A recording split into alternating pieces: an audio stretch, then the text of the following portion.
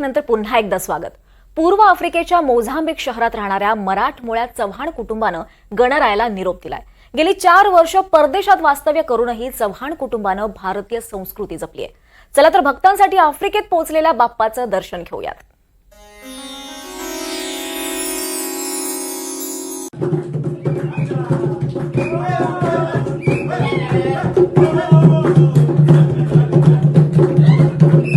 गणपती बाप्पा मोरया मंगल मूर्ती मोरया।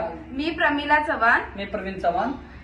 आम्ही मोझांबिक मध्ये बैरा या सिटी मध्ये राहतो। आम्ही सालाबाद प्रमाणे ह्या वर्षी आम्ही गणेशोत्सव यावेळी साजरा केला होता आणि आम्ही सर्व भारतीय मिळून सर्वांनी मिळून माझ्या घरी गणेशोत्सवाची सुरुवात केली होती। आता हे आमचं 4थं वर्ष आहे आणि ह्या दरम्यान आम्ही 7 दिवसाचा गणपती बसवला होता यावर्षी।